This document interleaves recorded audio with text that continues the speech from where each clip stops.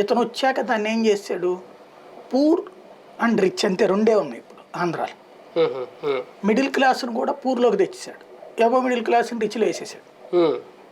ఇప్పుడు రెండే ఉన్నాయి, అంటే ప్రభుత్వ పథకాలు పొందే వాళ్ళందరూ పేదలు, పొందని వాళ్ళందరూ ధనవంతులు. ఇప్పుడు ఈ ధనవంతులైనటువంటి వర్గానికి పేద వర్గానికి మధ్యన ఒక క్లాష్ అన్నటువంటిది ఎవరు చెప్పినా చెప్పపోయినా జరిగిపోతుంది కింద. అదేంటి అంటే ఇప్పుడు మీడియా, సోషల్ మీడియాలో ట్రోల్ కావచ్చు, లేకపోతే ఈ సర్కిల్ అంతా నడుపుతున్నటువంటి వాళ్ళు చివరికి అందులో ఎంప్లాయీస్గా పనిచేస్తున్నటువంటి వాడి బ్రతికేంటి. ఫర్ ఎగ్జాంపుల్ ఒక మీమ్స్ తయారు చేసేవాడు, వాడు కోటీశ్వరుడు అయి ఉంటాడా? లేదు, వాడు ఎవడో ఇచ్చే 25,000 30,000 జీతానికి పనిచేస్తున్నాడు అంతే. అవును. వాడు రిచ్చా? కాదు, రిచ్ చేతిలో పావు. అవును. అదే సందర్భంలో వీడు పేదరికం లేదా మధ్యతరగతి, దిగువ మధ్యతరగతి. అవును. అంతే కాన్సెప్ట్.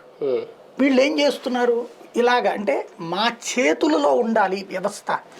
సింపుల్గా అర్థం కావాలంటే ఇదివరకటి రోజుల్లో ఎట్లుండేదంటే, మీకు ఆకలేస్తోంది,